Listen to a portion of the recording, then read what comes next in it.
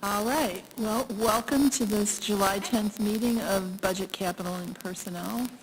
It appears we have a quorum in person, so we will just go ahead and get started. Hello. And Mr. Shurtleff is here, so the gang's all here. All right, then. Minutes approval. Dominic. Okay, I'll do that Rich right now. moves them. Can I get a second?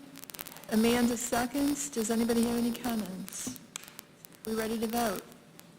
Since we're all here in person, we can just raise our hands. All right. That's unanimous, Brittany. The minutes have passed. All right.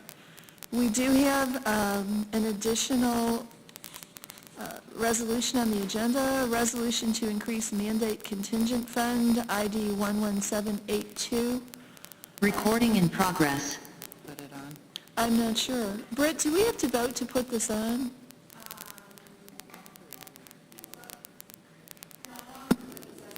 Okay, it came from admin, so it's okay. So we will be adding that to the agenda. Do we have any public comment? Right, we are rolling right along. Mike might be right, it's a half-hour meeting. Okay. So now we're up to County Administrator Report. Take it away, Lisa. Welcome back from your vacation. Thank you, Madam Chair. So, being that I've been on vacation, I have just a very brief update to say that we're in the midst of the departments preparing their departmental budgets and entering them into the new software. And starting in 2 weeks, we will be having individual meetings with each department to go over their budgets. We are planning on finalizing the capital budget and bringing those project request forms to the various program committees by August. And other than that, I think many of the other items on today's agenda that we're going to be talking about, fund balance and so forth, I'll just yield my time for those discussions. Great, thank you, Lisa. Does anybody have any questions for Lisa? Yeah. Amanda? Have a good vacation. Wonderful vacation. Thank you very much. The most important question. Okay, thank you. So anybody who's listening, anybody here who's chairing the program committee, just be prepared for these budget issues. Rich? I'm just curious, how are the departments reacting to the new software? I think there's a range. Norma, maybe you're best to respond to that because you're hearing firsthand. I would agree. There's a range of, some folks are doing fine. It's a change. So there's been some folks who have had some trouble with it, learning it, but for the most part, I haven't heard a lot of complaints other than the learning curve. Okay. I think it's the equivalent of the saying that all taxes are unfair, just some are less unfair than others. And this is, all software is terrible. It's just... And new software is really terrible. New software is always terrible. Yeah. Yeah, but you're getting through it, and it seems to be most of the departments are able to get it done? Yes, I think so. We've got a couple of delays, but I think it's some of the larger departments who are just kind of, it's a harder lift. And early on, we heard some optimism that this was going to be a far better system than what we've had. Do you still hold that optimism? I do. Okay. Absolutely. Right. But it still may take us some time to get it all worked out, but yes, I do still feel like this is going to be a really good product, particularly for public information. Thanks. Mm-hmm. It helps that there's plenty of room for improvement. It helps that there's plenty of room for improvement. Yeah. Okay. Director of Finance report. Welcome back, Lori. I'm glad you're feeling better this month. Thank you. Just a couple updates. One is that the auditors have completed their on-site work and are now finishing up off-site. They are hopeful to be able to come with some presentation either in August or September. So hopefully very soon you'll be seeing them. Also, we are continuing to work on the AUD, the annual update document that is due to the state. The auditors did extend the time that we anticipated they would be here, so we are now really working on that aggressively. So we should have that done in the next week or two. And we had our delinquent tax property auction on June 29th, and all 7 parcels did sell. And I will bringing the resolution and the report of the figures to the next legislative meeting next week. And we put most of that money into escrow as we had discussed. And that's all I have. Hey, any questions for Lori? Mike?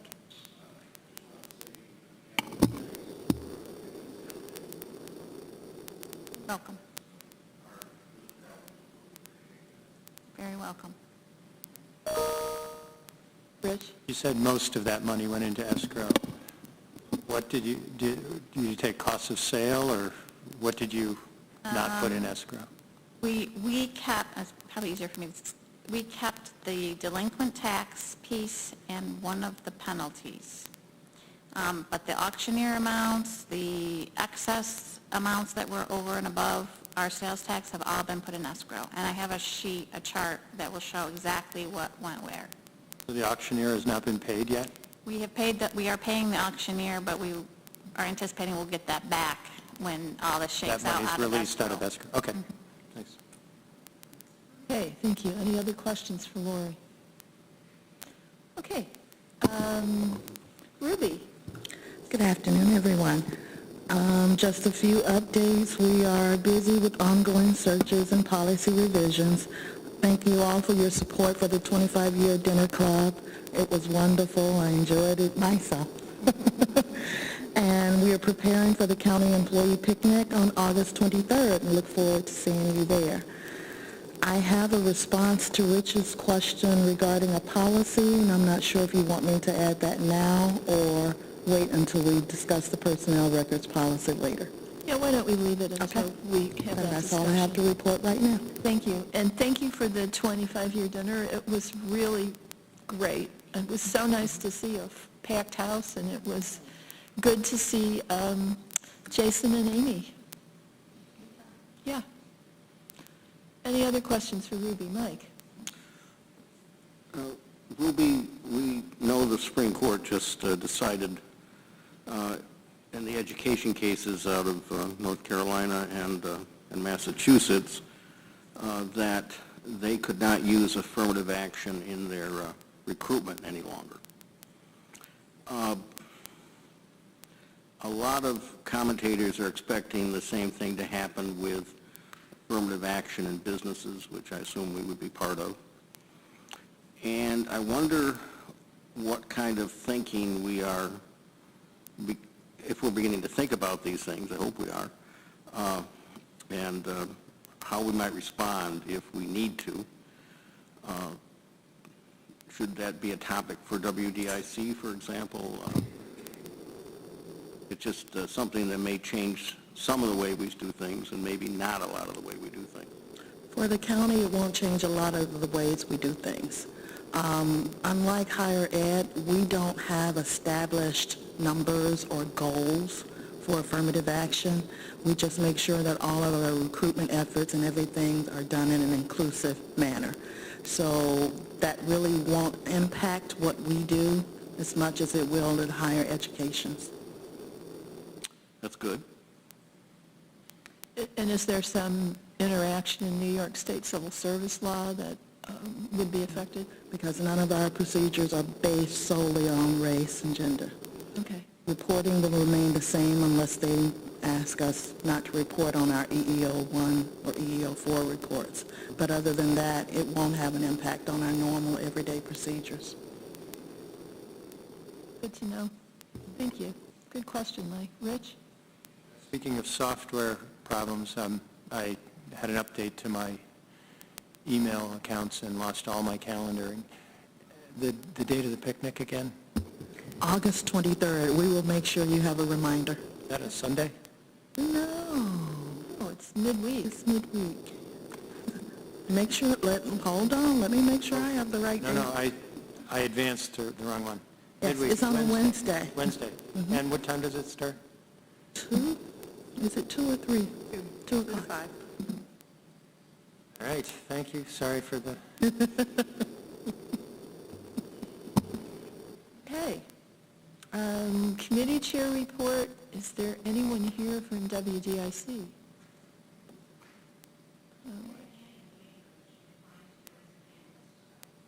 Oh, okay. Does anybody know if WDIC met this since our last meeting? I know they only meet every other month. They did meet? They did. Okay, well, if she's watching, we'll let her join as a panelist later and fill us in. So we can move on now to our resolutions. And the first one is budget adjustment, Finance Department to County Administration, Human Resources, payroll position, ID 11769. Amanda moves. Can I get a second? Thank you, Lee. Okay, I don't know who wants to talk to this. Is this Lisa or Norma or Lori? Yes. I can speak to it, yes. So this is, this position has been funded, and this is merely a moving of the position from the Finance Department to County Administration. The position is, straddles 3 or more different departments, and in consultation with those various department heads in HR, Finance, and Information Technology Services, there was a request that this position be put under County Administration to assist and provide oversight as it straddles the 3 departments. Okay, thank you. Anybody have any questions? Mike? Where will the desk be? Out in the hall? In the basement. Room down there. Along with 2 other finance staffers will be moving to the basement. We're renovating offices there. Anybody else? Ready to vote? All in favor? That's unanimous. Thank you. And now we will move on to the first of 2 resolutions that came through to us from GO. The first one, resolution to update the Administrative Policy Manual, Policy 0215, Personnel Records. Would somebody like to move that? Amanda moves, Rich seconds. I think we'll let Ruby speak to this one. Okay. This is a revision of our personnel records policy that basically gives employees the procedures for reviewing their files. The question was asked in GO about HR notifying employees when there's a subpoena. I contacted our legal counsel, our external legal counsel, and basically as I thought, they were cautioning against putting such notifications in the policy for several reasons. First, the valid subpoena should have a notice that includes the notice to the employee that the subpoena has been served, and that subpoena also gives them the opportunity and the procedures to object. So before we receive the subpoena, they have already been notified and had the opportunity to object it. But the cautioning against it is because, one, there are a couple of tight deadlines to subpoenas and FOILs, and that if we made it a matter of policy, there could be a cause of action against us if we did not follow that policy. They talked about how sometimes former employees, we don't always have the correct address, nor do we have a means of contacting them within those deadlines. So that was one reason. The other reason is there is a question of whether it's a negotiable item. So if it's negotiable, it has to be a part of the bargaining contracts. So in that sense, they've already been notified when the subpoena reaches HR. Rich, I know this was your issue. Are you good with this? I'm not sure the subpoena would always notify the employee. Maybe Well, they gave us 4 criteria to determining whether the subpoena is valid or not. And number 4 is if it provides information to the named party about their rights to object to the subpoena and duties to respond to the subpoena. If it's not what is considered a valid subpoena, then our instructions are to provide it to our county attorney's office and let them respond to that. Okay. I'm satisfied. Okay. Okay, good. Any other questions? I want to note for the public, our vast numbers of public that watch our meetings, that this resolution and the next one on our agenda was on the GO agenda last week. All of the people who are at this meeting were at that meeting, and there was very robust discussion. So if anybody watching feels like they've missed something or we've moved too quickly, I invite them to watch the GO meeting on our YouTube channel. Okay, are we ready to vote on the personnel records? All right, all in favor? That's unanimous, thank you. And our next resolution is a resolution to update the Administrative Policy Manual, Policy 0502, Fiscal Policy. Can I get a motion on that, please? Amanda moves, Rich seconds. Okay, ladies, I don't know which one of you 3 is going to speak to this one. I can speak to it. So this policy was brought forward to the Government Operations Committee. Most of the, I don't know whether you have the edited version from... Yes, we do. You do, okay. So many of the changes, or the changes that took place at the Government Operations Committee are highlighted in yellow. There were not a lot of, there were only a few substantive changes. I don't know if you want to go through some, folks have questions about particular areas of the policy? Yeah, I don't know what everyone's preference is. We did have a very robust discussion at the GO meeting, and again, for public information, that's on our YouTube channel.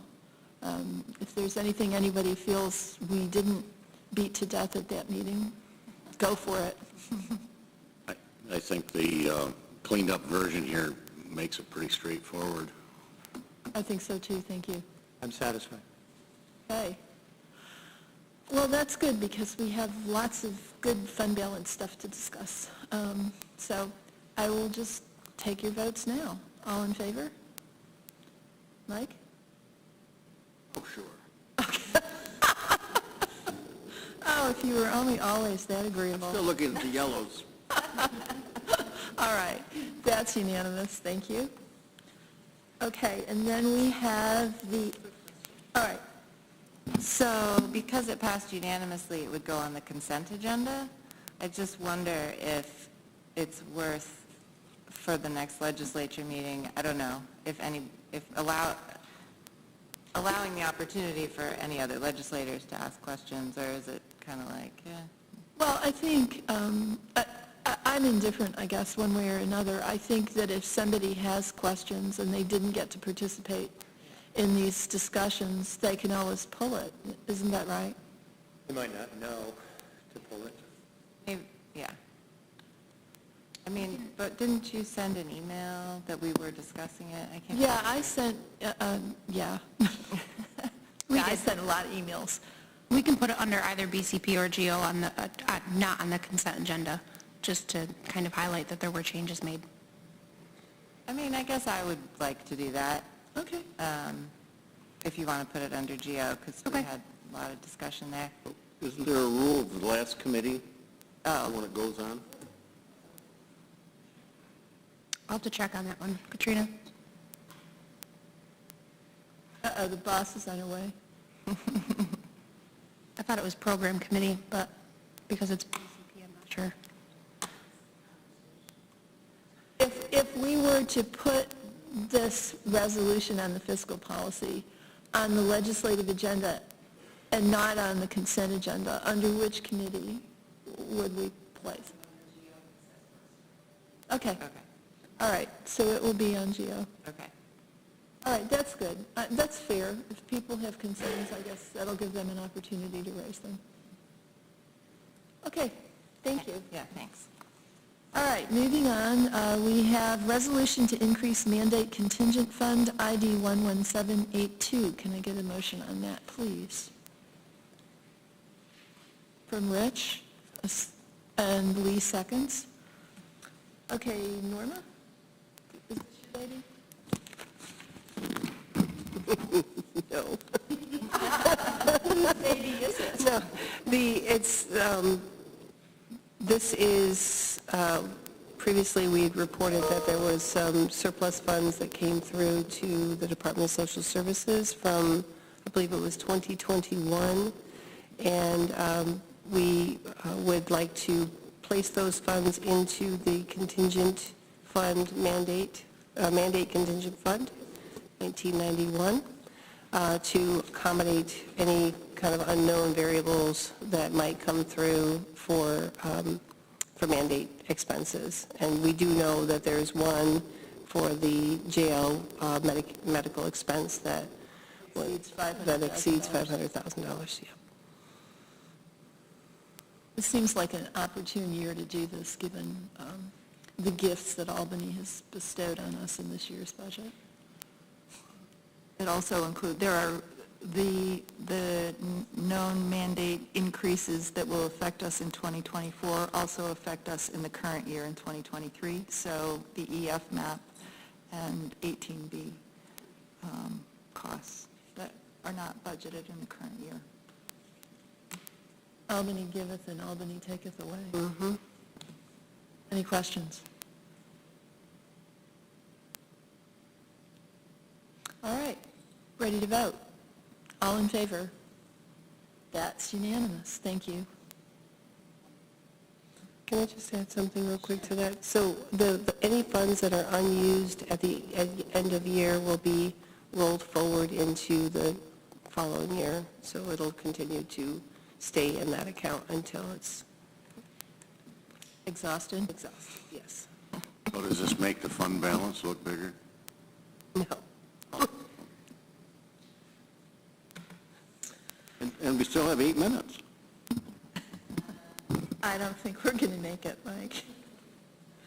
Okay, so we are going to follow up on the fund balance discussion that we embarked upon last month, which was sadly incomplete because Lori wasn't here. So she's going to contribute her piece of it today, and she has a crackerjack PowerPoint for us that I guess Norm is going to project on the screen. Yes. Yes, thank you, Norm. And I want to apologize for missing the meeting last time. I was very ill, so. Yeah, so Norma's going to help me out here and put that up on the screen. I can send that to you electronically as well, if you would like it. I did print the paper copies due to the last-minute nature of giving this to you. So if we go right to slide 3, we want to just talk about what is fund balance. One right before that one. Yep, there you go. What is fund balance? Well, fund balance is the total accumulation of all of our operating surpluses and deficits since the beginning of time. So basically every year to estimate that, you take the previous year's fund balance and you add the revenues and subtract the expenditures, and that gives you your new fund balance. And fund balance is comprised of 5 components. There's a non-spendable component, a restricted component, a committed component, assigned component, and unassigned components. So if we go to the next slide, just to briefly talk about each of those components, the non-spendable component is something that we really can't touch. It's things like inventory, prepaid assets, and long-term portions of receivables, or anything that's legally required to be obligated. Is it cash? Because reading that description, it sounds like inventory. Or can it be cash? So fund balance is not cash. right? And it's not what's in the checking, and it's not equal to what we have in cash. Fund balance is just our surpluses, and if we have a prepaid, if we're buying something, we've made a down payment on an asset, for example, that is what's going to be considered. If it hasn't been fully paid by the end of the year, it's going to go into this non-spendable fund balance. What threw me off is inventory, because inventory can change in value, right? If you have a wasting asset, for example. It's at year end. This is usually determined at year end. Your fund balance is determined at year end. So whatever inventory you assign a value to it. At year end. So if it's written down during that year, then the value of that will be reflected in a lower fund balance. If you don't make any changes to the inventory over the course of the year and it depreciates, that would seem to impact fund balance. So depreciation for government is a little bit different than normal depreciation. Yeah, let me not use the word Okay. depreciate. Decays. Say you had emergency food stocks. Or a red house. Or a red house. And over the course of the year, the value has changed up or down, but say down. You then have an inventory that is value that's less than it was a year ago, but you haven't gotten anything in exchange for that. That would seem to throw off your calculation of fund balance. So I don't believe that inventory in those examples on infrastructure, buildings type thing are reevaluated every single year. I believe periodically the auditors look at that and do a periodic evaluation of value. But for the most part, you're looking at your normal value plus or minus depreciation. Okay. I've always thought of fund balance as cash, that it's money, but it's hard assets and their estimated value too. Okay. So the next category is restricted, and those are things like if we owe money to vendors or our debt service, anything that's restricted by law, and those again is money that we can't touch, if you will. The next three categories are the ones that I would like you to focus on. The committed is anything that this legislature would like to formally set aside in fund balance for a specific purpose. And it's a very formal process. It's coming through the legislature has to approve it, and equally, anytime you take money out of it, the legislature has to approve it, coming out, going in.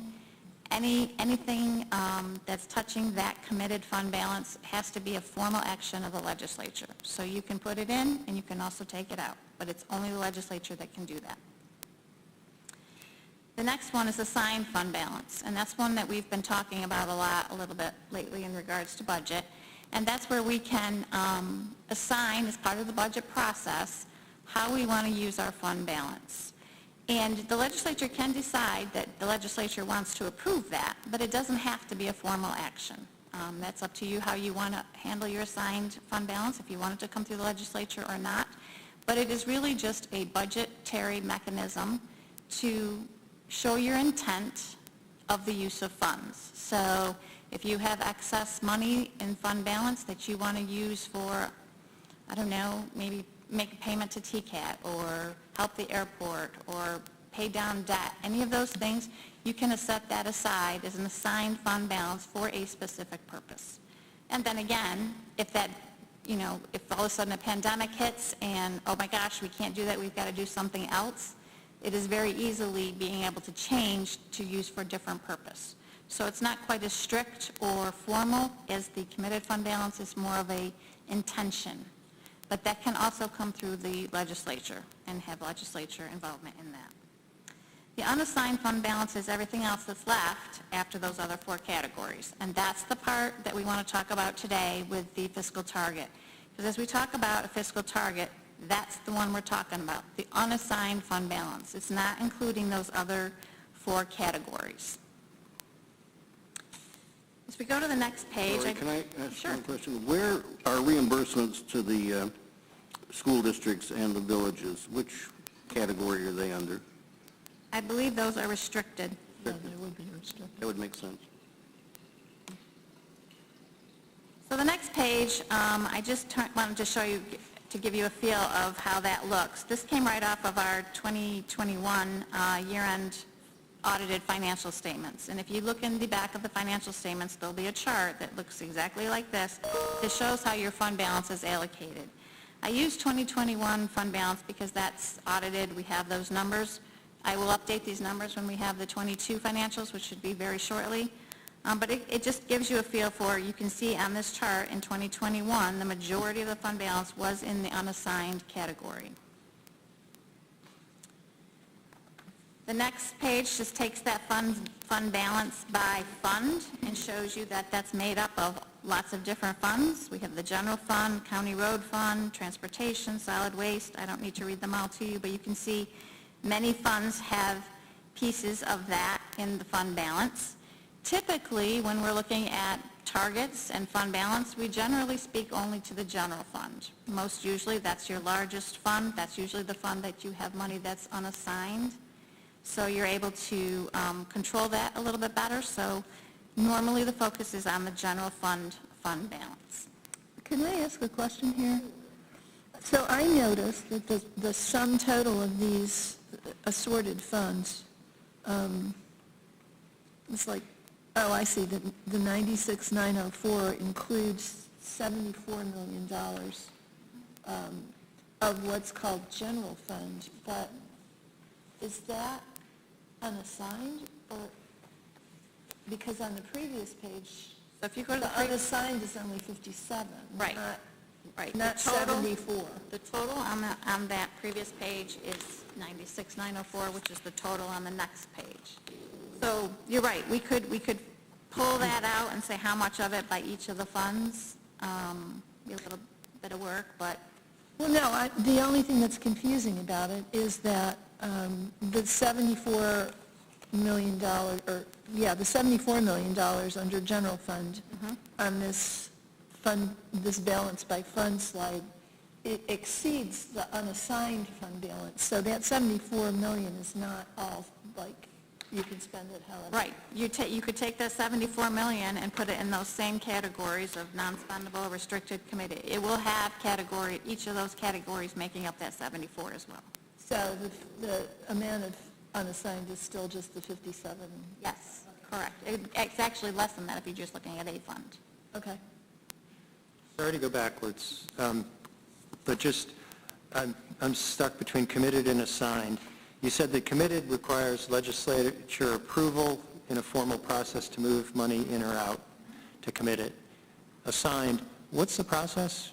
I thought it was the same thing, that we decided this goes to assigned fund balance. So by law, assigned does not have to go through the legislature. Assigned could be delegated to management, administration, finance, whomever, a committee, however the legislature wants to determine who makes that change. So it doesn't have to go through legislature. But the legislature can say, we want it to. And if so, then it will. But you don't have to by law. Okay? That make sense? And is that, how are we doing it? Is that Lisa? Are you doing assignments? I think we're doing it through resolution and through, when we do our budget, for example, when we pass that budget, any amount in that budget that we've assigned to something, that's the formal, yeah. So if we're doing it during the year, that's committed? But when we do it through the budget, isn't it committed? Apparently not. So typically, you do it at budget time. At budget time, you're going to look at, okay, what do we want to assign? What do we want to commit? What is our intent? What is our absolute formal process? And then based by what it is and how it came about, determines whether it's committed or assigned. My impression, and I've only been here 2 months, but my impression is you're kind of treating it the same way. It appears that everything's coming through legislature. It may be during at budget time, or it may be throughout the year, but I think you are handling it the same way, which is perfectly fine. It's just not required by law to be both. Well, I guess it would make a difference. So, for example, we just passed a resolution assigning this $2.7 million to a mandate contingent fund. I guess... Sounds committed. Yeah, so the question would be, is that committed or is that assigned? Because if we wanted to use that money for something else, it would seem to me that we would need a resolution moving it. Is that correct? How we've been operating. I mean, we're not making decisions outside of the legislature's authority telling us to do that. Okay. Right. And But if it's assigned, then you don't need to come back to us to move it. unless you wish it to be. You can put in your fund balance policy, that it has to be. And I just want to point out on page 10, which we'll get to in a minute, you currently don't have any committed fund balance in 2023. So, Okay. just saying that, All you right. know, let's All right. get there. Let's carry on. But we have, We have lots of assigned, and we'll talk about that in a minute, but, now I don't remember where we were. Okay. Sorry. It's okay. I think we're going to page 7 now. Yep, all right. So I just wanted to make a distinction because I think there's a lot of confusion around what is fund balance and what is reserved and what is assigned fund balance, and sometimes the words are used interchangeably and they're not. And that's even true when you look at the software for the account structure. Some of them are called reserves, but they're not true reserves. So I want to talk about what the difference is. So we just talked about fund balance. Reserves are a means for legally saving money to set aside for infrastructure, equipment, and other things, such as capital projects, acquisitions, debt, and it's a budgetary option for surplus money, but the key is it has to be New York State authorized. So there's a whole general municipal law surrounding what reserves can be set up. There's specific account numbers in our chart of accounts that we coded to, and then there's very specific uses of those reserves, and you cannot change it. If you put your money, you set up, say, a debt reserve, and you have $10 million in there, and you decide you want to take $2 million out to pay for a new building, not going to happen. If you put it in there for debt, it has to be debt, or it will sit there forever until you have debt. It has to be debt. and we can't change our mind and take it back out? Be used for the purpose it was set up for. You can go through a process to close the entire reserve, but you cannot just say, oh, we have some money in here, let's take that. Okay? So there's a whole established book on the comptroller's website that anybody can go look at of what those reserves are. I gave you a few examples of ones that you may be interested in if that's a path you choose to take. One of them is Capital Reserve Fund, a Repair and Maintenance Reserve Fund, Reserve for Bonding, Workers' Compensation Reserve Fund, Unemployment Reserve Funds, and Insurance Reserve Funds. And on page 9... Actually, sorry. Go ahead, Mike. I just wondered, are any of those subject to permissive referendum if we want to use it? Oh, you're asking me something I don't know. I think that'd be a question for our county attorney. Because I know certainly in the other municipalities, towns and villages, when they have reserve accounts, often they have to put out notices they're going to use them and subject to permissive referendum. It very well I may don't remember be. us ever doing that, so I don't know whether we're required to do that or not. Okay, that's fair. My question is, why would we do this? It seems like setting up a reserve ties our hands, and it's money. Better to carry it in our fund balance and have the flexibility to reapply it if it turns out we didn't need to do it. Like, I'm thinking of the center of government building. If we wanted to save money for that, we could just keep building up our fund balance and then spend it when we needed to, right? Or is there some advantage to the reserve fund system? So there is that school of thought that a reserve ties your hands, and so why would you want it? But it also allocates the money for future use in a very specific manner. And you are already, in some sense, doing that anyway through your fund balance. This would preserve that intention, I guess. Also, your fund balance can grow and grow and grow in theory, and at some point, You don't want too large of a fund balance because you're raising taxpayer money and you're not using it. So if you have a reserve, you have it set aside for a very specific purpose that you will be using, and that's why you may want to consider a reserve. Does that make sense? So I think I understand what you're saying. Interestingly, if there were, this would be sort of an evil use of reserve funds, but if there was a significant change in the composition of the legislature because of elections, you could set up reserves and tie up future use of money into the future and make sure these new legislators did what you wanted them to do. Is that one possible use of a reserve fund? I'm not saying we would do that. That would be an evil use, yes. I don't know that it's evil. I think it's preparing for the future. You're always going to have repairs. It might be, given who's coming in, it might be really good. With the federal government? Yeah. Well, I just want to interject here. We don't necessarily have to put everything that we're planning to use in a reserve fund. Yeah, I don't know why we would. Commit it, we can assign it. But I think the point is, any of those three options, first of all, it does explain to our taxpayers why it looks like we're sitting on a big pile of money, but in fact, that money is committed, assigned, reserved for specific uses, and we're actually being fiscally responsible by so assigning it. And then secondly, I think Mike articulated it really well at the GO meeting. One of the purposes of these policies is to assist our colleagues in understanding, when they look at this big number, how much of that money can we actually spend? And that has been an ongoing source of contention for the last 18 months.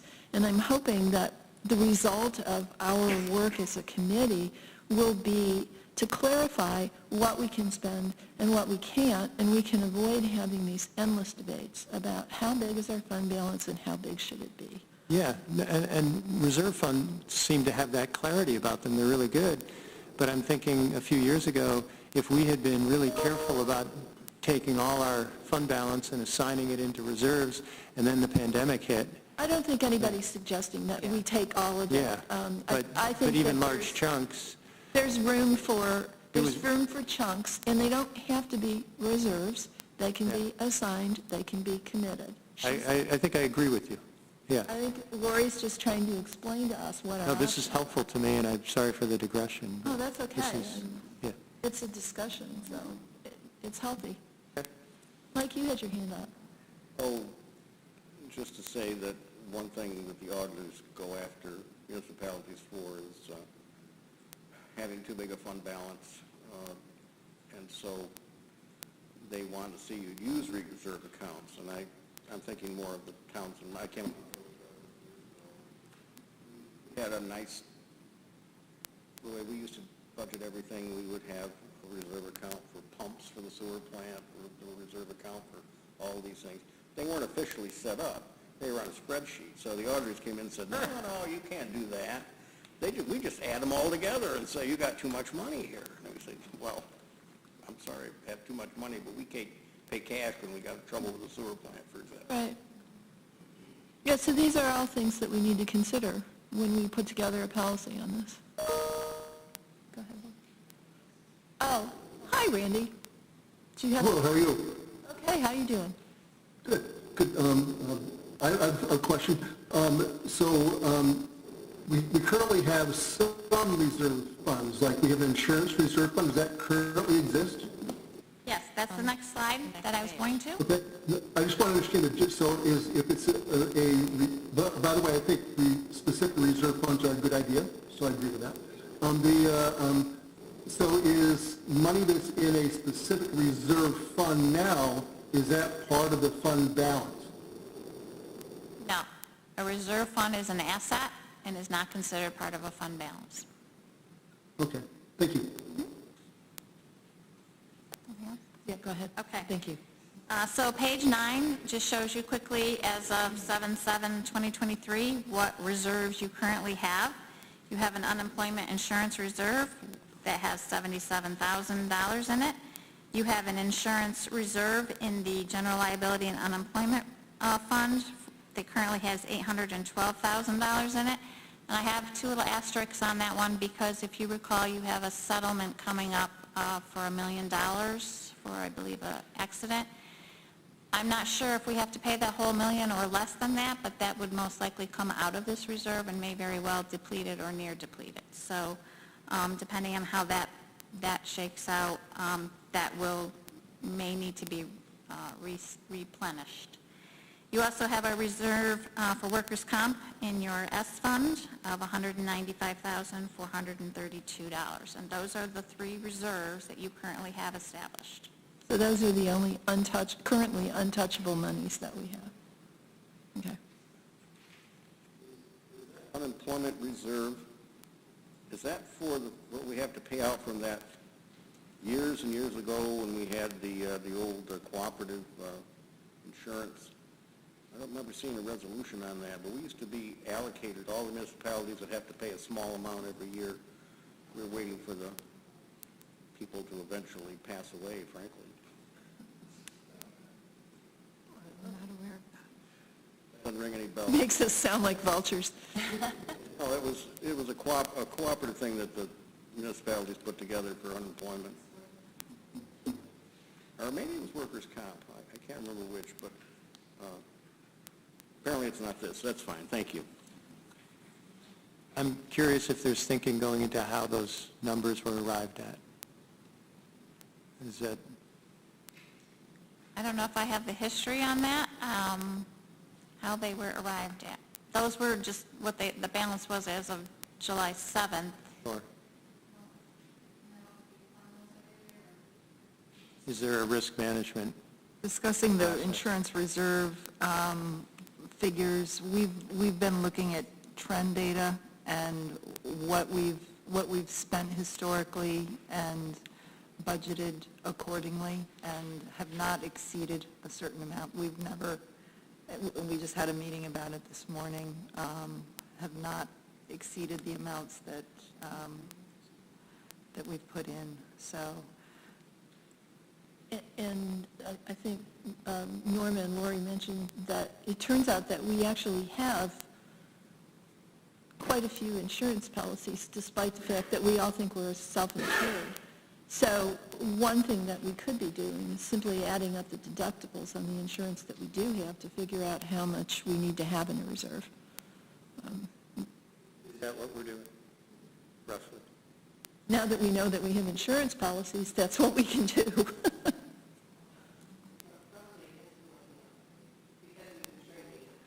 And I should know this, but in the budgets we pass on an annual basis, are we paying into these? Okay, so some amount is going in.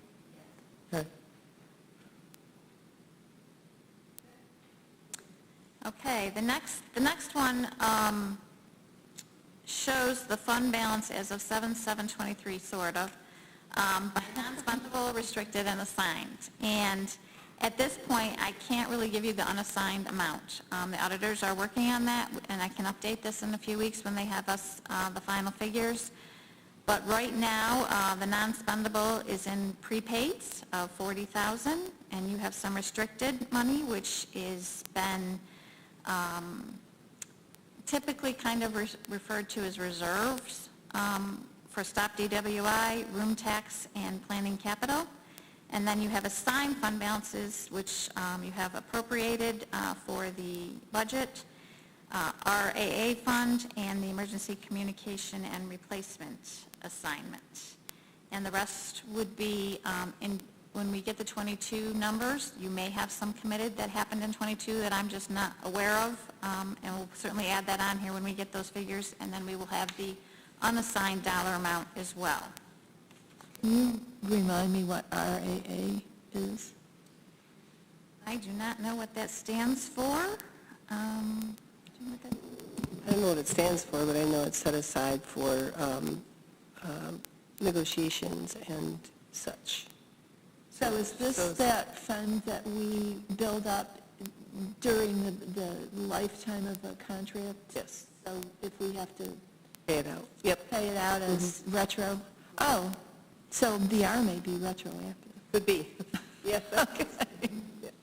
Could be. Go ahead, We Lauren. searched everywhere to find what that stood for, but I don't know. So some things to consider when you're looking at a target fund balance dollar amount or percentage, and many of these you did address at the meeting last time. You want to look at liquidity. Do we have cash on hand to pay our bills and payroll if something should go south and that revenues stop coming in? You need to look at the revenue and expenditures for things like if you have a natural disaster, New York State budget cuts, new mandates, interest rates, recession, sales tax, casino revenue, pandemics. And you also need to consider your contingency accounts. Even though they're not part of fund balance, if you have money set aside in your contingency accounts to cover some of these things that we just talked about, you want to take that into consideration, as well as any reserves that we just talked about, and any additional outlays that you may identify during your budget process. For example, do you need to help fund the airport or TCAT or the community college? You also have multi-year OTRs that you fund each year, so you need to consider those things when you're developing your policy. Multi-years. So what are they an example of? Are they assigned or committed? So typically, I believe your multi-year OTRs are part of your revenue or your expenditure budget. It's not really sitting in a fund balance at year end. Technically, it would be assigned though, right? Yeah, if they haven't been used, yeah.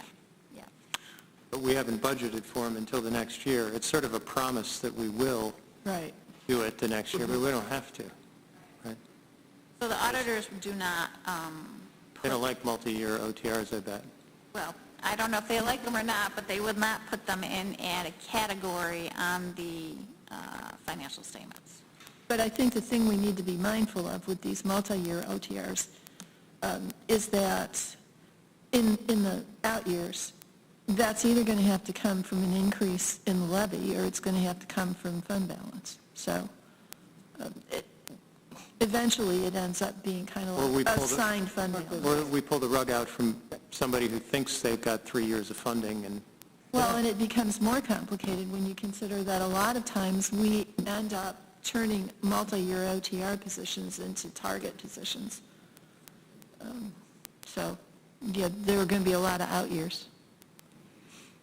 When we have that discussion in October, then we ought to be eyeballing it and Yeah. knowing that we should be reducing that fund balance number for the semi-assigned multi-years coming.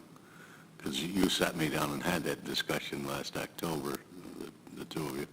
So And he obviously learned really well. it calmed me down.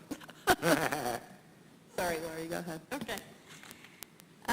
So the next slide, page 12, talks about two of the areas that I would like to focus on, and I would like all of you to really focus on as well, and that's liquidity and your Moody's credit rating.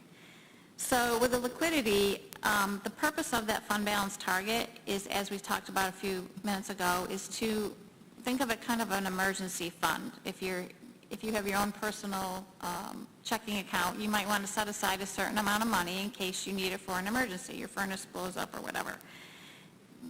That's what a fund balance is here too. It's so that you can continue to pay your bills and continue to pay payroll if revenue stops coming in for hopefully a short period of time. Typically, when you're talking about personal finance, they recommend you have 3 to 6 months of your expenditures set aside to cover emergencies.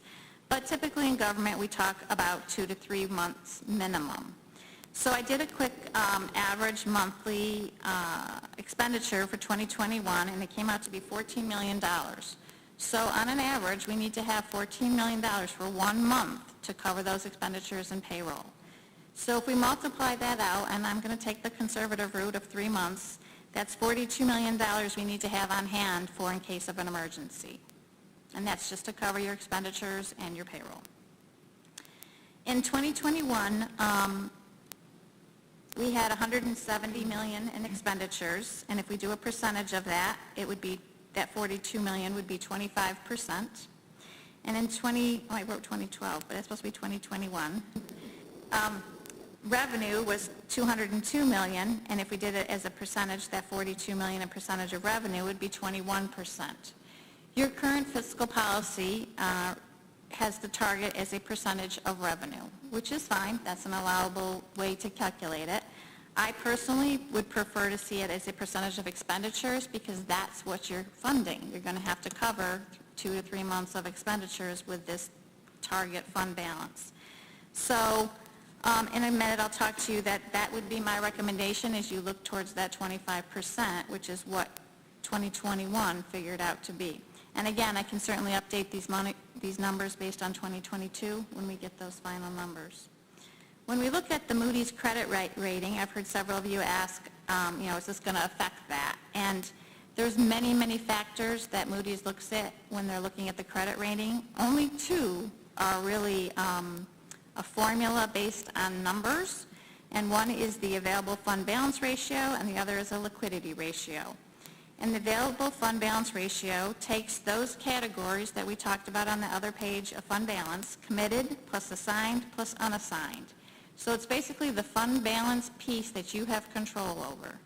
And they're also looking at net assets, and I apologize, that's a typo on here. I needed to add plus net assets, and then all of that is divided by your total revenues. And according to the guidelines, to be considered for AAA, you need a 35% in that category. And keep in mind, there's a bazillion other categories that go into effect. So you might have a 35 here, but if your other ones aren't high, you still might not be a AAA. But that's what they're looking for AAA. The liquidity ratio is unrestricted cash divided by total revenues. And again, for AAA, they're looking for 10% or greater. I ran those figures for 2021, and the available fund balance ratio at that time was 42.8%, so well above your 35% goal. And your liquidity ratio was 29.9%, again, very much above the 10% goal for Moody's. Let's see. So what are the next steps in determining your fiscal, your fund balance policy? Well, we want to establish a target. Do we want to use percentage of expenditures, percentage of revenue? You could set a certain number of months you want to be able to cover, or a specific dollar amount. My recommendation that I'm highlighting here is that we look at percentage of expenditure, as I talked about a few minutes ago. I think that you need to look at the minimum unrestricted fund balance category, not consider those other categories, just the unrestricted that is truly, if you will, free money. And then calculate it once a year based on your previous year's audited figures. And you do that at budget time. So if it's over your target, if your target was 25% and you're sitting at 30%, we'd look at that 5% and say, okay, what are we going to do with that? And you do that through the budget process. You allocate it, whether you put it in reserve or you put it in assigned fund balance or whatever, you target it that way once a year during the budget process. Currently, we don't have a policy that states this. The current policy says that it's a percentage of revenue, and I believe it's looked at once a year. And that's where, Deborah, you come up with the 15 to 20 or 18%. Currently 18%. Currently 18% should be higher. 18% of revenue. Can I ask a quick question? When you say that under established target, you say it should be your unrestricted fund balance, would that be a combination of committed, assigned, and unassigned, or simply unassigned? I'm sorry, it's unassigned. Okay, so Right, so that should say typo on that. unassigned. Right, Okay. yes, it's unassigned. Thank you. From unassigned fund balance. Right. Yes, sorry about that. So the percentage,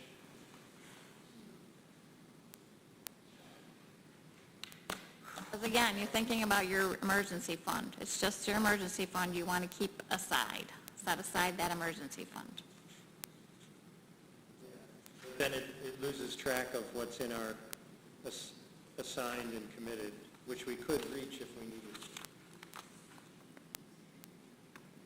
Yes? No? Depending on how you word your policy, you could absolutely. On the next 2 boxes, like part of your policy should talk about, okay, what do you do if you have excess if you're above that target, and how do you replenish it if you're below? And those are things you need to think about. You know, you could look at, if you want to manage the excess, you could pay a one-time expenditure with it, you could reduce your debt principal amounts that you're paying, you could finance your reserve funds, you could reduce property tax. All of those choices, as you said, you could look, and if you need to replenish it, again, you can look at it through the budget, develop a plan to replenish it, reassign things in your assigned or committed, whatever you need to do. If you look at your current fiscal policy, you do have a few options of how that can be handled through the surplus fund balance or replenishing.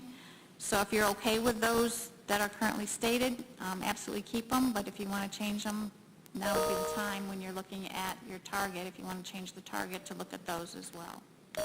So when you say look at it annually as part of the budget process, that really is an option that excludes the other bullet points. It's just, that's a timing issue. So annually, we could look at an excess to use for a one-time expenditure or reduce debt or finance reserve funds, whatever. Right. It's just a question of timing that you've highlighted. Right. Right, thank you. So, again, Can I follow up on that? Sure. Just where you're heading with that, Deborah, at what point in time would you have that discussion? Would we kind of preface the expanded budget committee and know going into it that we didn't want to go any further than what that would allow? I think that it would be, I think that if we had this set out in a policy, that annually we would look at the excess and make a determination as to whether or not we wanted to do something with it, and if so, what that would be. I think we would advise Lisa as she puts together her recommended budget. So even earlier? Well, we don't necessarily, we generally don't actually have the audited financials until after the budget retreat. So I guess what would happen is that when we finally get the audited numbers and know what the actual excess is, Lisa could bring it to the legislature through BCP, for example, and just advise us that this is what we have and this is what she's going to be looking at. I think it kind of gives us some parameters to work with a little earlier on in the process, because I see where we eyeball the fund balance and start making moves, and then when we get toward the end, what we tend to do then is have the analysis come back and say, well, here's what the effect is going to be, and that kind of comes late in the process sometimes, just based on the sudden moves that we're making to use that fund balance in October. Be wrapped in as part of a county administrator's recommended budget for you to react to and respond to and amend as you see fit. I just don't see that there are going to be a lot of instances where there's an urgent need to skim off excess fund balance sometime in the middle of the year. I mean, God willing and the creek don't rise, I really don't want to see an emergency like the pandemic hit us again, but I think it would have to be something emergent like that would justify doing something outside of the budget cycle. Rich? I'm still back on establishing the target and just using the minimum unassigned fund balance. It seems like if there's a legislature that's active in assigning money to different projects, essentially setting up informal reserves, you get a very different financial look than a legislature that doesn't do that, and you're following a pathway that's quite different than what the Moody's rating system will look at. So you could have a fund balance policy that would lead you in a very different direction, good or bad, but what was your rationale for excluding committed and assigned? Because I feel you've already allocated that funds for a purpose. and I just wanted to get like a base, if you will, of that 2 to 3 months. And, you know, in some ways you could say, well, you're assigning it, right? If we got a certain amount that we've got as our emergency fund, if you will, that fund balance target, that's all I was looking at, is just to somehow, for lack of a better term, assign that emergency fund dollar amount. I guess I'd feel more comfortable if we did both, and we had a percentage for either, or we said, you know, the greater of those percentages, so that we were not shortchanging ourselves for a bond rating, where we weren't doing assignments and commitments, so it looked like our unassigned fund balance has tons of money in it, so our percentage looks good. Right, that doesn't help us when it's bond rating time. Well, the bond rating takes into consideration all of those, committed, assigned, and unassigned. Right, but if we didn't have any money in our committed or assigned because we didn't fund those appropriately, we could run into trouble with our bond rating. It looks like Deborah's thinking. Well, I think there's two different things going on. There's the recommendation that for purposes of liquidity, we have somewhere between 20 and 25%, say, in the unassigned fund balance. That's different from Moody's looking at for 35%, because that includes committed, assigned, unassigned. Yeah, and that's what I'm talking about, is for Moody's, you're looking at it very differently than liquidity. But to your point, I would like to make sure we're thinking about both. well, I think we could do that by having committed, assigned, or other reserves, because you can add those up to get the 35%. The 20 to 25% is just unassigned. Yeah. So I think that's Lori's recommendation, that unassigned equals somewhere between 20 and 25% of our expenditures. But then I'd like us to also say, we look at that, and we look at assigned. Not in the 20 Committed. to 25%. No, we'd have a different percentage for that. Right. 35% That or would be the 42% or whatever it is. Yeah. Yeah, okay. Okay. We are not math whizzes. Mike? Yeah, a couple of questions. From time to time, and sometimes every year, we get requests from some of our agencies to help them over cash flow issues. TC3 is the big one. I can see that happening possibly with the library, for example. I know we've had issues with cooperative extension and with our soil and water conservation department. Usually we've gotten paid back, but TC3 I think is behind because their chargeback revenue is down.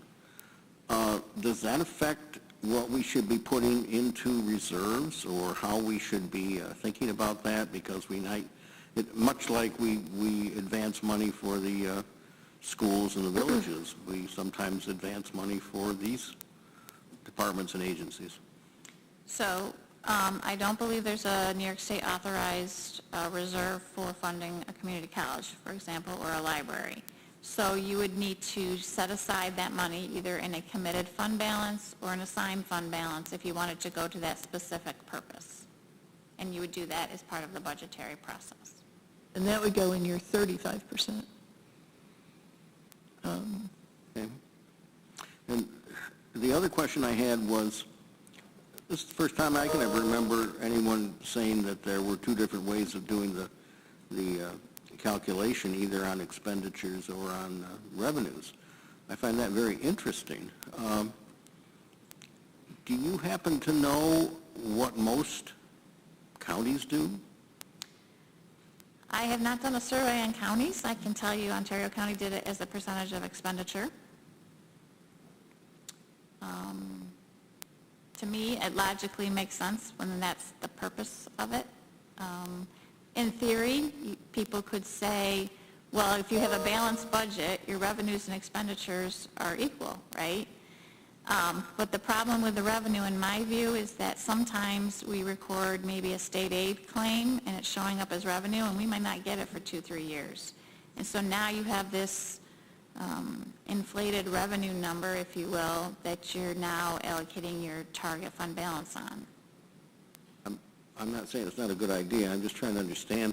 Is this a question we could ask our auditors if they do other audits, whether they're seeing that in other I can certainly ask them, municipalities? yes. I certainly could ask them that, yes. That would be good. We have a question from Randy. Oh, yes, thank you. I like the idea of establishing a target based on expenditures that make sense. The reserve versus fund balance, that did confuse me, so I appreciate you talking about that.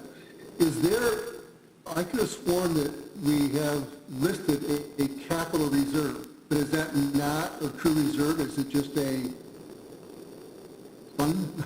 I'm confused, because I think I've seen it written as a Yes. capital reserve. Yeah, that was Is that- confusing to me, too. Thank you. The capital money that you have budgeted for the capital reserve is really fund balance. It's not a true designated New York State authorized reserve at this point. Okay, appreciate that, that clarity. The other, there is a fund that the planning department has that's used for allocating funds for purchase of protected lands. Is that a reserve, or is that someplace in the fund balance as well? That's the Natural Infrastructure Fund. Is that what you're referring to, Randy? Yeah, so there's 800,000 in it. I'm just curious, how is that a committed fund, or just trying to understand better? The capital project. Yeah. So there's a par for it. Yeah, that's a capital project. It sits in a, It's just a capital It's a project. program. It doesn't, I think that a lot of those things on the par forms would be considered assigned, and not necessarily committed. I don't even think they're officially assigned, but I think you need to think of anything that's not those three reserves that I listed out is fund balance in one way or another way. It's sitting in your fund balance. Okay, great. That helps a lot. Thank you.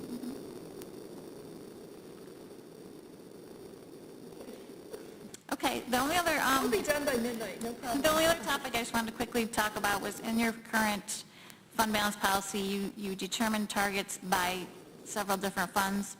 So you had a target for fund balance, you had a target for airport fund, a target for solid waste, road and highway, and debt service. I'd like you to think about if you want to continue that practice, or just look at general fund, or make it the same percentage for all funds. I personally wouldn't recommend a a fund balance percentage for debt service fund, because that should be money set aside for debt, and you're not really covering an emergency, so to speak, with that.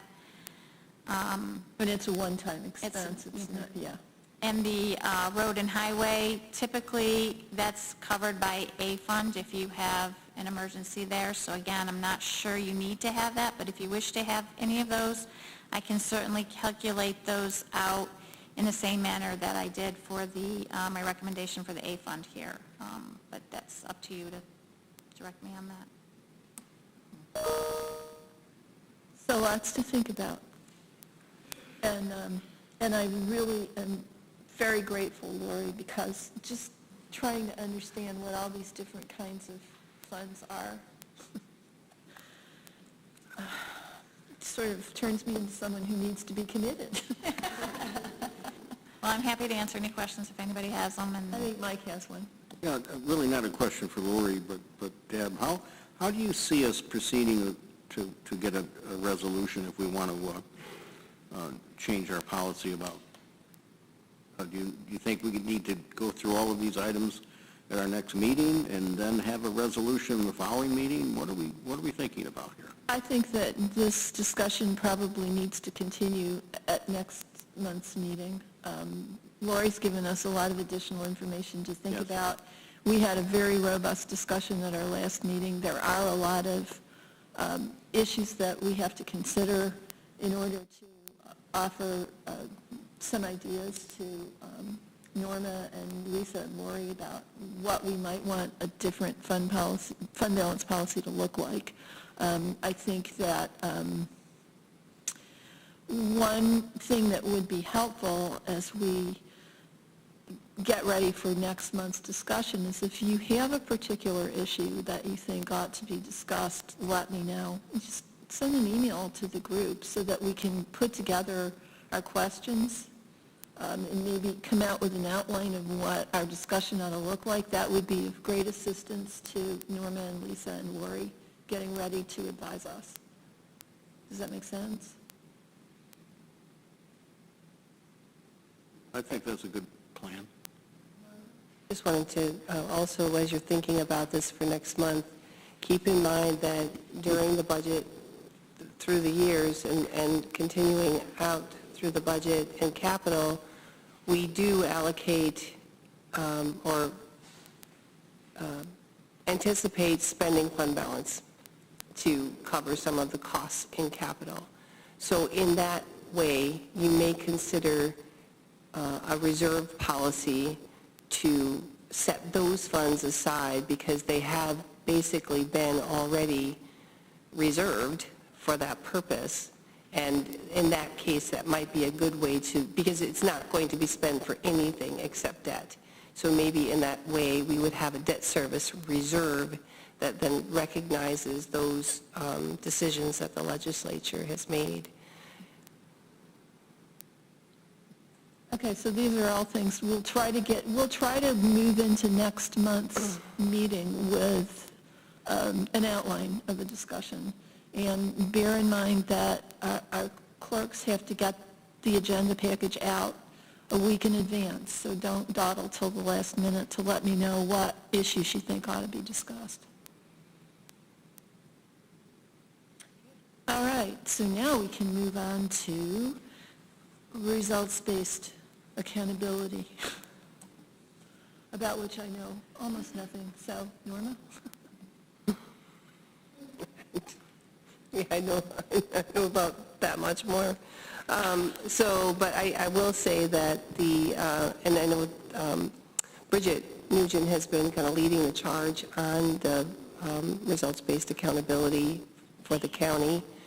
She and I have worked on setting up a process within the OpenGov software to collect not necessarily results-based, but more key performance indicators to show what each department is, what their key performance indicators are, and being able to create reports based on that rather than it being a results-based process.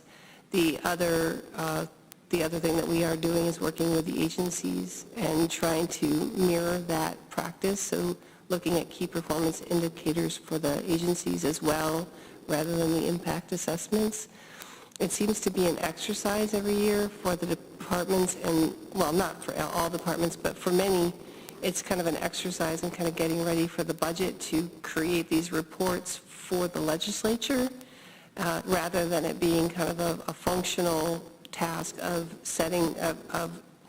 identifying their actual key performance indicators, and they might be something that they can manage on a quarterly basis or biannually, or something more recent than doing it just one time a year. So that's what the plan is right now. I don't know if this is what you're looking, or what the question was exactly, but that's the shift that we're looking to make from results-based accountability to key performance indicators. And also within the software for the budget, when we have our strategic plan set and our initiatives set, each budget item can be tied to a strategic initiative. So once we have all of those initiatives set, we'll have those available for the departments to be able to tie their particular programs to a strategic performance initiative. I'm sure you have more.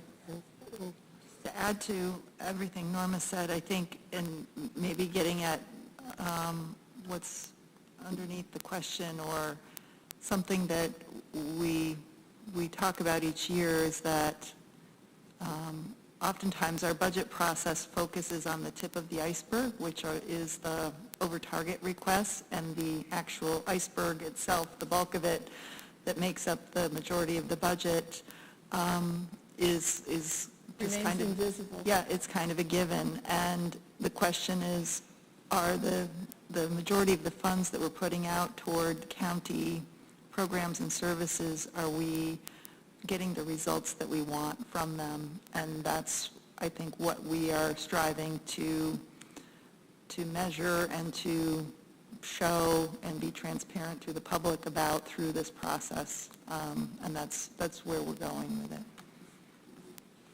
This is Rich's issue, so I'm going to let him lead this discussion.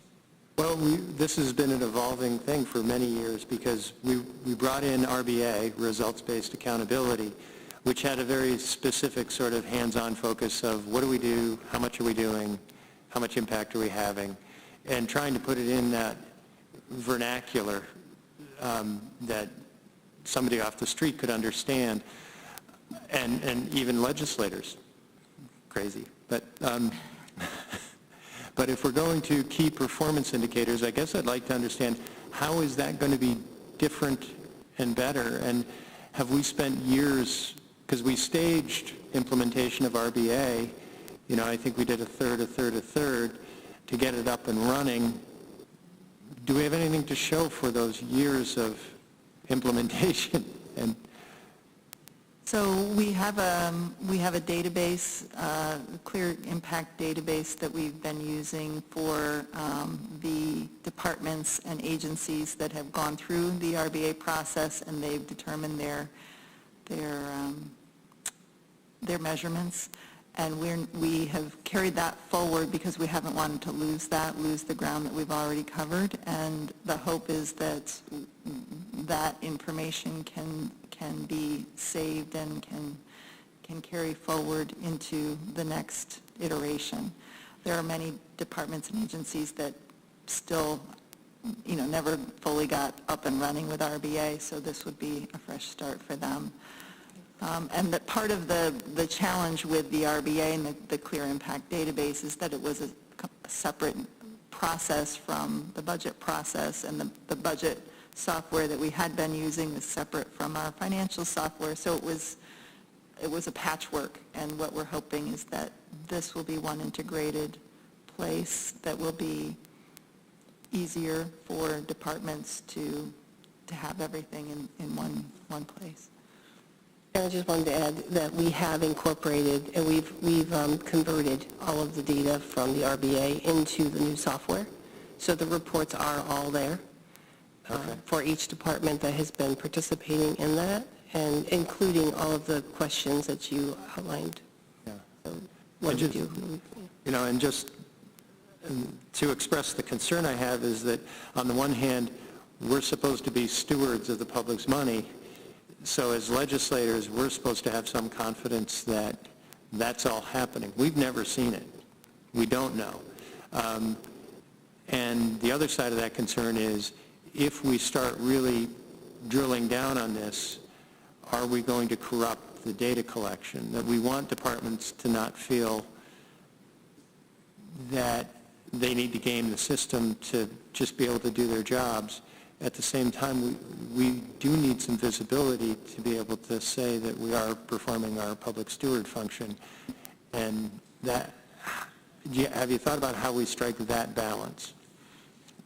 Well, the results-based accountability, those measures, and prior to that, the previous incarnation were the impact assessment forms, are a part of the annual budget book and budget process. So they are a public document, and legislators do have those.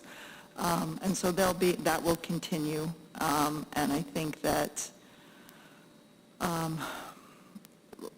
in the system that we do have, it will just continue in its new format. I think that the way that we want to approach it with department heads is that we want these numbers to be real and meaningful, and wherever we're starting from is just going to be a starting point, good, bad, or indifferent. We want the measures to be real and meaningful and able to be collected and shared fairly easily, and hopefully you can improve upon them. Yeah, I mean, it's an awkward discussion, but I think we need to determine, we, the legislators, need to figure out, are we seeing enough? Are we able to make determinations based on this? Because I don't think we did on RBA. Are we seeing what's actually meaningful, I think, is the real question. And apropos of this discussion, I don't mean to put Lee on the spot, but I think I'm going to. Good idea. As the only person here who's been a department head under the reign of RBA, I just wondered how closely you felt that the results you were reporting on were truly reflective of the value of what your department was doing. Never got to where we had solid results-based goals. We were one of those departments that was kind of in the middle, and unfortunately, I couldn't ever come up with a way to reconcile it. For instance, I could tell you how many calls 911 may be receiving and how fast they were answered. It really couldn't translate into how well the call was handled. We picked it up on average 99 times out of 100 in less than 4 seconds. How well we managed it after that was very difficult. So that's where we were trying to set up a quality assurance program. But I think about just some of the mandated functions that we have, and you have to do these things. And again, how do you translate it into how well you do them? And if it's toward the emergency management program, well, you might not have a disaster ever or once within 20 years. How well do you measure how well you did? I don't know. And consequently, to go through this budget process, we're creating program impact assessments, and you're trying to define these programs, and yet in a smaller department, it becomes an apportioning exercise of your revenues and expenses. And so you may say, okay, an administrative assistant works 20% in this program, 30% in this program, 10% and 40%. Yeah, I can give you a true cost of what each individual is worth looking at the programs, but how do you take that and measure how well that position may be performing? It just seemed like an awful exercise, and when you'd ask administrators and legislators, are you really studying this, or seek or prepare yourself at a budget session to answer those questions? Nobody's looked at that REMA data that's there. Maybe Lisa has, or the previous administrator, but I didn't see a lot of value to it. And I think the results-based budgeting is always a good way to go, but it's been real hard to make it real for a lot of others. Did I just confuse the picture? No, I mean, I think the basic question remains, how do you pick the right metrics? Don't know. And I don't know either. I think the difference that I can see between key performance indicators versus results-based accountability is that a lot of times the results are outside of a department's control, whereas if you can define the key performance indicators, those are things you can control. If they're metrics that can be measured, and Yeah. Yeah, I mean, Lee gives, I think, a really good example of somebody calling 911. Yeah, doer has to respond to that call, but then they But then you lose control to the ambulance. Right, that the real question of, did the person who had the emergency get help, and effective help? That's really hard to answer. Yeah. And that's actually the result that you'd like to see. Yeah. But you can't, you're not in a position to control it, you're not in a position to be there to observe it, and you can't measure it. And I hope I've made this clear that despite all our brilliance as legislators, that we really have to approach this with humility, that we don't know how DOER runs or, the highway department. I mean, we have some ideas, but it's not what we get up and do every day. We have to be really careful to defer appropriately, while at the same time having some confidence that, we're not just pouring money down holes and it's going away. And Legislative humility would be really a good quality to practice and apply to everything we do. I would throw this now at Rich and say, how would you get a measure of effectiveness in corrections? And does that relate to recidivism? Does it relate to, how long somebody stays there?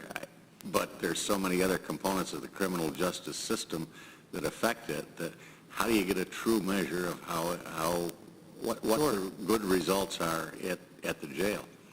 Yeah, and I mean, that's a great example where we've had several years of people just beating up on police officers when they operate inside a criminal justice system, and actually they don't send anybody to jail, it's judges. And nobody talks about the judges, but we do have some metrics there where we're putting very few people in jail. We can compare that to crime rate in other upstate communities where our crime rate has not been high. Our recidivism rate, and there's lots of different ways you can measure recidivism, are pretty good. So, it reminds me of something, one of the few things I learned in law school that I remember, which was one of my professors, my criminal law professor, would say, if it's worth doing, it's worth doing badly. And you say, well, that doesn't make any sense, but it kind of does, is you try. And if you can get a general sense, we seem to be heading in the right direction, I believe, in how we're approaching our jail, our corrections. Maybe. But again, the humility, we have to say, well, but we could be wrong. Maybe we are making some major errors. I think we need enough review and input to see whether we're in major error category. Maybe the results are across a series of departments, and we're trying to define them too narrowly by pinpointing within the departments. And you have to look, response is a good Yes. topic. If the outcomes are what we're looking at, then the results have to come from several different departments and several different entities at different levels. Yeah, I mean, maybe it's a survey system where we try to reach out to sampling of the public that interacts with government and says, did you get good service? I don't know. Are we doing any of that? A little bit? I used to do it as a department head. Customer satisfaction surveys was a part of, a component of program evaluation. You're looking at several different areas. I'm thinking, other than the gunshot, did you get... Was this... I think Mike has a question. Yeah, sorry. Well, what worries me about this is that every once in a while we come along with a great idea of how we can make things better. We legislators I'm talking about. Thinking of things like total quality management that we spent a lot of money on, we did a lot of training, we put a lot of burden on our departments and our employees. And I'm not sure that it ended up giving us a lot of information or a lot better service or whatever we were trying to do. I think about when we were spending the initial money on alternatives to incarceration. And the legislature, I was actually off the legislature for a while, and there seemed to be a lot of discussion about it, but you had a group that said, all it's doing is putting people back on the street. Let's stop doing this. The other group saying, no, it's not. And there was a lot of study and a lot of reporting about results. And there was a big report that came out of that. And I don't think it changed anybody's mind one way or the other when it came down to whether they were going to continue or add money for alternatives to incarceration. I think 10, 15 years out now, I think most of us agree that we did the right thing by keeping it going. I just don't want to burden our departments with a lot of things that we're not going to use, as people have been talking about it here. I think the one that has her ear closest to this, or maybe two, would be Lisa, because she's hearing back from the departments. Maybe Ruby with her exit interviews and things like that. Maybe getting information that we need to know about coming out of departments. We, as legislators, certainly hear from constituents, particularly if they think they got a raw deal somewhere. We get those telephone calls. So I know this is where we've been trying to go, to try to say, see, here's the matrix, and here's what we can say happened in this department or this program or whatever. But a lot of it comes down to the legislature having to make a decision, a political decision, frankly. And I think that we need to recognize that and not overburden the departments. Yeah, it's, the problem is that as legislators, I think we tend to be tempted by the next bright, shiny object. Total quality management sounds really cool. Results-based accountability is really catchy. But, I don't know really how well it works, and I must confess that I have never once looked at the results-based accountability section of a budget book. Looked at it, but so it's a lot. You realize it's a lot of work. Yeah, and it's a lot of work. It's a lot of work for our department heads, and if it's not paying off in terms of truly helping us as a legislature decide whether it's worth spending money on program A, B, or C, then I think that that's a burden we ought to take off their shoulders. Especially if we can find a better and more efficient way to do it. Tell me one program that we've eliminated because of it. I don't think there are any. We've never had the conversation tonight. Well, no, because nobody looks at it. Oh, the information is always there for us to look at, but I don't think we've ever had those kind of conversations. Let's stop buying books. Let's stop. Let's buy fewer police cars. Whatever it is. And I'm not trying to pick on anything, but I'm not sure where this thing. discussion leaves us. That's particularly helpful to Lisa and Norm. Well, but then I think it's important that she knows how some of us think about it. That's a big raspberry. Okay. Does anybody else have any other thoughts about RBA? If not, I see that Veronica has joined us. Brittany, is she a panelist? Yes, she can speak. Did we miss anything exciting coming out of WDIC before we adjourn? Well, I don't want to claim exciting, you can decide, but we did meet since the last VCP meeting. And sorry I wasn't there on time. I underestimated how quickly you go through the first several items in the agenda.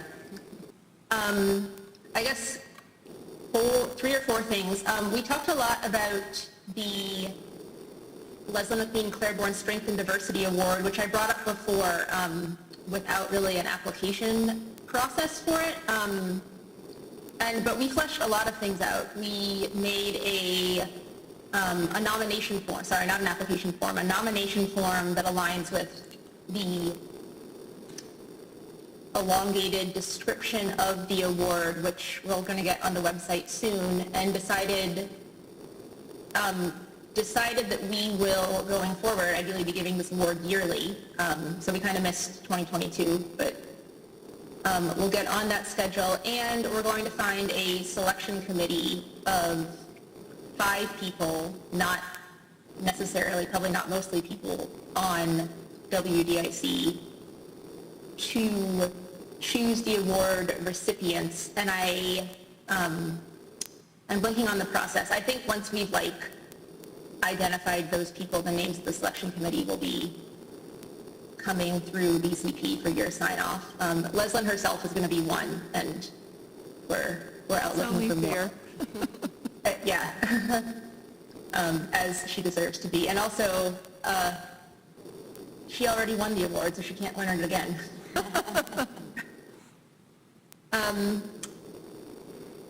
That's one thing. Second, we also are gearing up to support a new round of the values posters, the ones, integrity, respect, accountability, equity, that have people on them. I know there's a couple examples in Chambers. And we made, this is also not launched yet, but made a little nomination form where people can nominate their colleagues if they think that, if they want to recognize somebody for embodying one of the values publicly. We're fleshing out details of that. And this, optionally for the, I don't know if it's a winner. There could be no limit on people being nominated, but optionally they could also get photographed for a new round of posters. So we're hoping this can brighten up the value display, brighten up the diversity of the display on the posters, and that this can be a tool to just get more engagement with the values and thinking about them through the organization. We also, not with any action items, but we had a general conversation about accessibility in various ways in the workplace and disability inclusion. And going forward at future WDIC meetings, we're going to have a standing topic that's just accessibility, and different things could be in that category. Kind of in the same spirit that the Housing and Economic Development Committee has added a standing homelessness and housing topic, even if there's no particular presenter in it for any given month.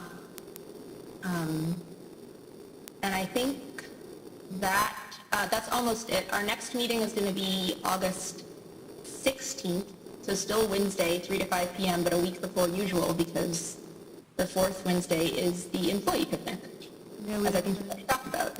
Missed that. Okay, any questions for Veronica? I don't see any. Thank you, Veronica. We appreciate being filled in. And unless somebody has something else, I think we're done and we can adjourn. Thank you all for a robust discussion, and particularly thank you, Lori, because that was a really valuable presentation, and I think it helped us all a lot. It may have confused us, but it helped us. Yes, that's good. And half an hour? Yeah, exactly. 90 minutes. Okay, we're adjourned. Thank you all.